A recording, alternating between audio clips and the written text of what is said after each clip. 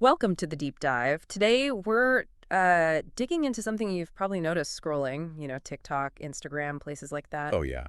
That feeling that there's just more sexualized stuff than there used to be. Exactly. And our sources suggest these platforms are actually becoming huge advertising channels for, well, commercial erotica, sometimes even pornography. Right. So we want to unpack how that's happening and what the potential impacts are. It's kind of subtle, isn't it? The sources talk about this constant stream of images, often from influencers. Yeah, portraying these like desirable lifestyles. And it just slowly shifts the goalposts on what seems normal online. You start seeing people, often women, being reduced almost entirely to their bodies. Yeah. It just becomes common in your feed. And there's a clear commercial link. You see those links in the bio descriptions, Linktree and stuff. Oh, definitely. They often lead straight to paid content platforms. OnlyFans is the big one people mention. So it kind of gets around the usual advertising rules, doesn't it? It really does. Social media basically becomes this massive, largely uncontrolled ad space for the erotica industry. And it's reaching, well, everyone, including kids, potentially right in their own bedrooms. The scale is huge. Yeah, millions are seeing this, and Yeah. a lot of teenagers might not have the critical awareness yet to fully process it. Let's talk about the how. The algorithms seem key here. Absolutely. They're built for maximum engagement, right? Keep you scrolling. And content that gets strong reactions, which, let's face it, sexualized content often does. Gets boosted. The algorithm pushes it out further. It's like a feedback loop. Which raises questions about platform responsibility.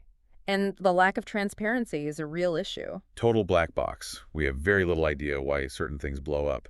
Yeah. It makes it hard to address problems. And there's another layer the analysis brings up: recruitment. Yeah, this was quite disturbing. Reports of agencies actually using social media DMs. Direct messages? Yeah, direct messages to contact people, young people potentially, maybe even minors, right? With these promises of, easy money, fame. That sounds exploitative. It can be. There is psychological pressure. It might be hard to get out later. The platforms are basically providing the infrastructure for this. You hear words like empowerment thrown around a lot in this space. Right, and the source material really urges caution there. Is it truly self-determination if someone's facing economic hardship, or if they've been recruited manipulatively? Or even just feeling that societal pressure to constantly self-optimize. Exactly. Who's really benefiting? Hmm. Often it's the platforms getting engagement and the erotica or porn industry getting the content and customers. And what about the consequences for young people seeing all this? Well, the psychological side is significant. Increased social comparison, these unrealistic body ideals constantly in your face. Objectification. Yes, it can lead to real distress, dissatisfaction, anxiety, depression, distorted body image. It's a long list. That's the whole digital footprint thing. Oh, that's huge. Content shared online, especially intimate stuff, it's basically permanent. It can cause problems down the line, personally, professionally.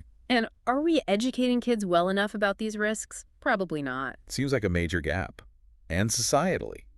There's a worry this could push us backward, reinforcing old gender roles, shifting focus to superficiality instead of, substance. So what's the solution? The analysis seems pretty clear that just asking platforms to self-regulate isn't working. No, the scale is too big, and there's a potential conflict of interest, right, if engagement drives profit. And just saying it's personal responsibility or up to parents? It kind of ignores the manipulative power these platforms can have and the fact that protective measures often aren't strong enough. So the call is really for legislative action. Urgent action, yeah.